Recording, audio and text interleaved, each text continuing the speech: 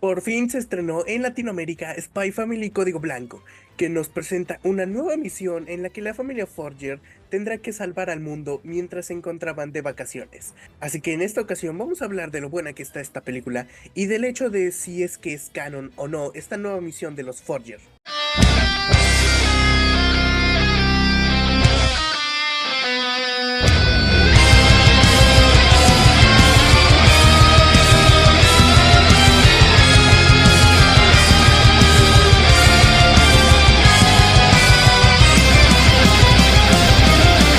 Como ya lo habíamos dicho antes, esta película adapta una nueva misión que no se contaba en el manga, algo que de hecho pues está bastante bien porque no afecta en primera instancia lo que ya se nos había mostrado en las dos temporadas pasadas, aunque también es cierto que se hubiera aprovechado o hubiera sido bueno el que utilizaran esta película como para adelantar un par de arcos del manga, como normalmente se hace con este tipo de películas.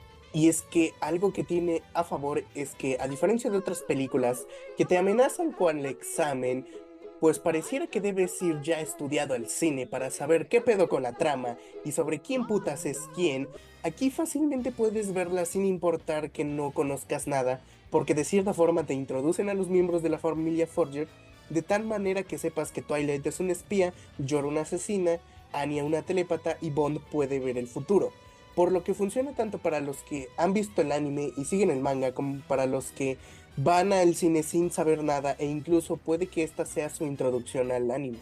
Ahora pasemos con la trama, y es que aunque en primera instancia pareciera ser como lo del arco del crucero o lo de la misión de las bombas, en donde Yor y Twilight respectivamente son los que tienen que hacer su trabajo secreto, mientras Anya los ayuda de una u otra forma, aquí realmente vemos a los cuatro miembros de los Forger brillar tanto en conjunto como familia, así como cada uno por separado, teniendo una dinámica interesante, pues vemos a los Forger actuar en conjunto, pero cuando solamente vemos a Anya o a Bond haciendo sus cosas, o a Lloyd y Yor teniendo sus interacciones fingiendo ser pareja, o ya a la propia familia ya en el clímax, los vemos aportar cosas.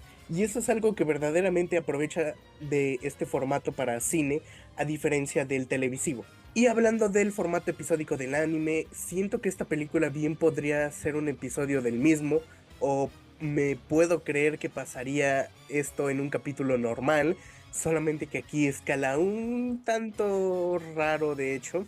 Pues Code White nos cuenta cómo es que los altos mandos en Wise estarían pensando en relegarle la operación Strix a otro agente a causa de que Twilight no pareciera mostrar avance alguno con Anya, por lo que en ese aspecto peligraría la familia Forger en más de un sentido, ya que también está la subtrama de Yor pensando en que Lloyd la está engañando, si es que se pudiera engañar a alguien en un matrimonio falso. Volviendo con Anya, en la escuela tendrían una especie de clase de repostería y se rumoraba que el mejor obtendría una estela, por lo que Twilight aprovecharía esto para mostrar un avance con la operación Strix, por lo que decide ayudar a Anya con eso, como ya hemos visto antes en otros capítulos. Y sabiendo cuál es el postre favorito de uno de los jueces, es que decide que irían de viaje a Frigis para aprender a hacer dicho postre, y que es gracias a eso que interfieren con los planes de reanudar la guerra entre los países. Así es, gente, casi se desata nuevamente un conflicto entre el este y el oeste, de no ser porque los Forger necesitaban aprender a hacer un pastel. Insertar chiste de los franceses. Entonces, eso es básicamente lo que los motiva a hacer el viaje como familia, en el cual seguiremos esta subtrama en la primera mitad de Yor y lo del supuesto engaño. Ya en el tren de camino a Frigis vemos cómo es que le atiné en lo que había dicho antes de que en el ferrero ese habían ocultado el microfilm que buscaban tanto el ejército como Wise, por lo que el marcador quedaría algo más o menos así. Aunque genuinamente el microfilm fungiría como un MacGuffin porque realmente no nos dicen qué contiene como para hacerlo tan importante como para hacer peligrar la paz.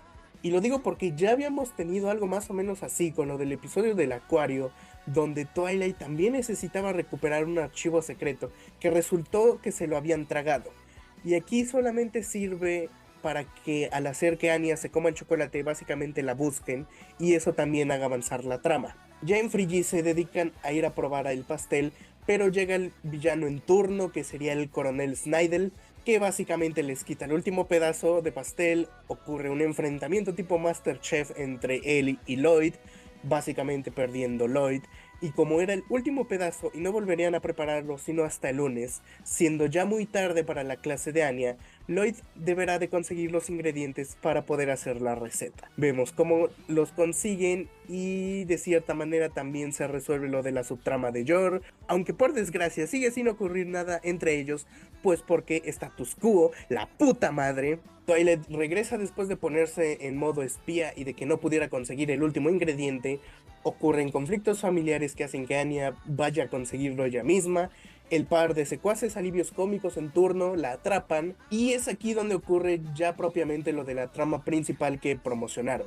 Con Nightfall yendo a avisarle a Twilight sobre la misión del microfilm, Bond tratando de impedir que secuestraran a Anya, Lloyd y George yendo a salvarla en un avión, teniendo una secuencia demasiado genial y que terminan por irrumpir en un dirigible, ambos peleando por separado, con Twilight siendo la model disfraz e infiltrándose entre los soldados para rescatar a Anya, mientras George se peleaba contra el tipo F, que es una especie de Terminator soldado del invierno Némesis, que verdaderamente está rotísimo, y su pelea para mí es una de las mejores. Aunque pareciera que no presentó un problema para York como sí lo hicieron los asesinos del crucero, pero pues siento que en esa ocasión fue nerfeada porque estaba en modo guardaespaldas, tenía que proteger a alguien más.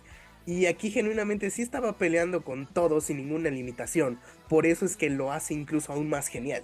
Twilight se enfrenta a Snidel en una secuencia que genuinamente es cine, porque mientras los soldados estarían viendo una pelea de ditos, nosotros vemos a Twilight enfrentarse a Snidel representado de esta manera, en donde el uso de colores está genuinamente genial. En serio, esta parte es cine. Los Forgers logran evitar que el dirigible se estrelle y pues cause otro 911, terminando sus vacaciones entre comillas de una manera muy similar a como terminó el episodio de la Tierra de Tom y Daly. Habría pensado que esta aventura se convertiría en las mejores vacaciones de nuestra vida. ¡Sí, las mejores de todas! ¿Se están volviendo locos? Por poco nos matan. Tuvo lo que querías de las vacaciones, mamá. Nos unió como familia. Hicimos mucho ejercicio al aire libre y nos dejó muchos recuerdos. Pues tienes razón. Las mejores vacaciones de nuestra vida. Y no volvamos a mencionarlas. Consiguen los ingredientes y todo para que al final Anya no pudiera hacer la receta porque hubo un problema con la cocina y terminaron por posponer su clase, haciendo que cambiaran de juez también y por ende de postre, por lo que ahora deberán embarcarse en otro viaje, esta vez a otra región mucho más cálida, para poder aprender otra receta, volviendo casi al principio de lo mismo que se había planteado en esta película. Sí, lo sé, como les dije, la trama es algo que me creería que ocurriría en un capítulo promedio, solamente que extendido. Ahora, el punto principal de este video, ¿es entonces esta película canon? Pues técnicamente no lo sería y por una sencilla razón: status quo. En sí los eventos de esta película no parece que afecten a la serie o el manga. Los malos en turno son vencidos al igual que su plan, y al encubrir los eventos del incidente incluso pareciera que nada hubiera pasado. Y lo mismo ocurre con los Forger. Durante el clímax en el dirigible vemos que tanto Yor como Twilight comenzaban a cuestionarse el cómo es que el otro había podido llegar hasta ahí. Pero eso nuevamente se resuelve volviendo a la misma dinámica de siempre, de que todo es un malentendido, y lo mismo pasa con su relación, de que no se explora más a fondo su matrimonio falso y de cómo siquiera pudieran tener sentimientos encontrados aún sabiendo que es una farsa, como ya se nos había planteado aquí, y se queda con lo mismo de lo del episodio con Nightfall, por esta parte de no buscar interferir a futuro con el manga. Algo más o menos igual ocurre respecto a los personajes y a las situaciones que pudieron tener repercusiones a futuro. Me explico, la misión de Twilight, como lo de las bombas, nos introdujo a Bond como un nuevo miembro de los Forger y con eso trajo un cambio en la misma dinámica familiar.